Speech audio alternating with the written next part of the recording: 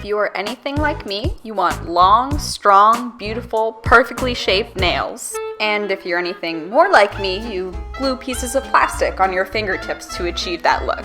But I'm here to tell you how to apply these artificial nails in a way that's easy, lasts a long time, and looks really good. Here's what you'll need.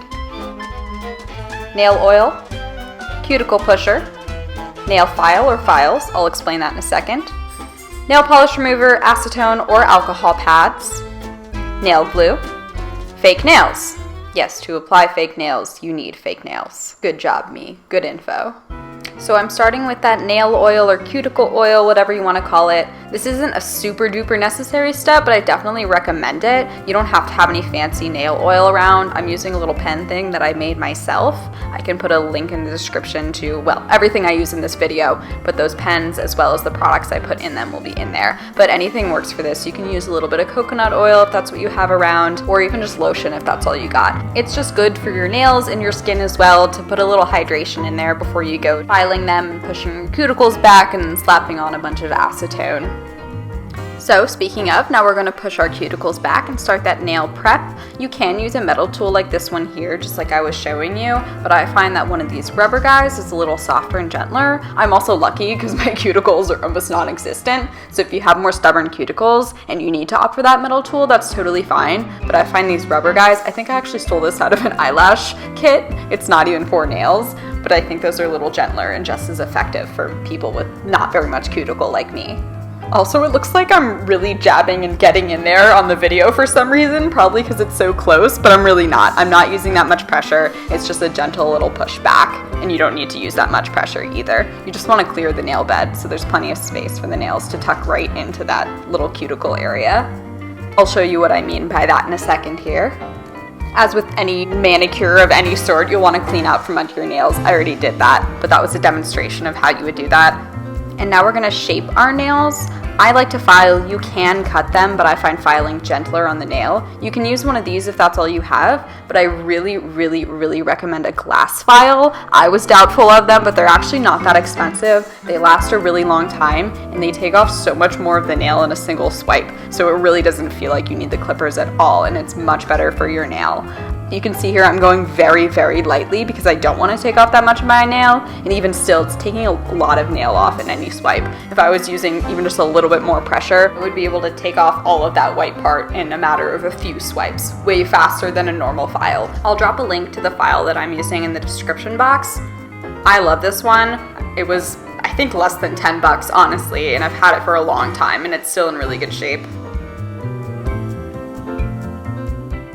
Okay, now I know this part's gonna be a little bit of a cringe sequence for some people, but I promise I'm being really gentle. You are gonna take one of these cheap files, not the glass one for sure, and just very gently using a very lightweight side of it, buff the top of the nail. I know people are really worried about this damaging your nail, weakening your nail, and like it's not the best thing for it, but it's just a little thing that's gonna make a big, big difference in keeping those nails sticking. I know, like, I've tried it with skipping this step, and like you can do that. I'm not gonna force you to do this step, of course, but there's just a big difference in how long those nails will actually stay on when they have a little bit of roughed up surface to grip to with the glue. And again, I know it kind of looks like I'm hacking away at my nail. I think it's just because the camera's so close, but I'm being very gentle with that file. You should too. Okay, so our nails are almost prepped and ready to start gluing. The last step, and this one is an important one, is going to be to take something that's a little bit dehydrating to your nail. You can use nail polish remover, that's totally fine. I've done that. I'm probably going to go and opt for the little alcohol swabs I showed earlier. They look like this. You can get them on Amazon. They're pretty cheap. Put a link for the ones I'm using as well in the description.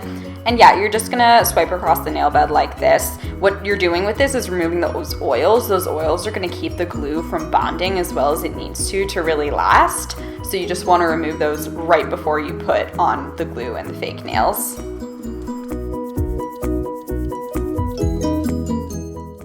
So I already did this before I started, but you'll definitely want to make sure those fake nails are sized right. You don't want them to be too big, you don't want them to be too small, and I really, really like to make sure they're fitting nicely in that cuticle. That's what makes them look like your actual nails. You could stop right here and say, oh my god, what are you doing? That's all over your cuticle. It's gonna be horrible. The glue's gonna stick to your skin. It's gonna look, okay, it's okay. I'm doing this for a reason. I'll explain in a second. So yeah, in fact, I'm actually pretty lucky that at least with this brand, the nails actually fit my fingernails really well. They sit in my cuticle really nicely. If that wasn't the case, what I could do is take my file, I would say go with the glass one for this, just so it doesn't take too long, and file down the sides like that. I'm not gonna do that because it fits my nail, but you can totally do that to make them fit. So now it's time to, actually apply the nails. So what you're gonna do, now that your nail beds are all prepared, you're gonna take that glue and get a nice even coat all over your nail. That's really important. You wanna cover your whole nail. Don't get in the cuticles, but cover your whole nail. And then you're gonna apply the nail. I like to sort of slide it into the cuticle, again, because I really think the key to realness is getting that nice fit in the cuticle, and then press it down like your life is depending on it. I'm pressing really hard if you can't tell, and you're gonna hold that for 30 seconds. I'm speeding up the video footage so you don't have to stare at paint dry, but you wanna go for a full 30 seconds to really solidify that bond. And then repeat like so. I really highly recommend finding a nail glue with a brush like this, just because it's really easy to cover the whole nail with that without making it too thick.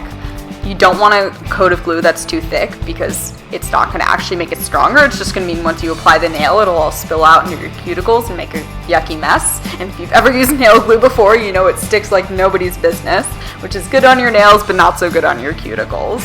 And I really like this Kiss brand nail glue. I showed the cover of it earlier, but yeah, I'll definitely link that in the bio. I really like it. I've tried a few different ones and this one lasts way longer than some of the other ones I've tried. Oh yes, so the middle nail. As you can see, flat like that, it doesn't fit, but my nail is a lot more curved than my other nails, so I kind of pinch it like you saw to actually make it fit. That's why it looked too big.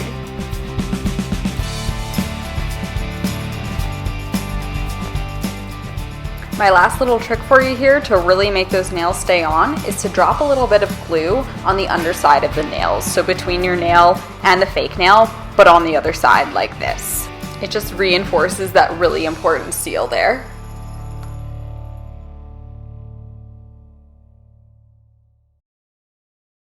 That's all there is to it. Now you can paint them, or if they came pre-painted, you are ready to walk out the door.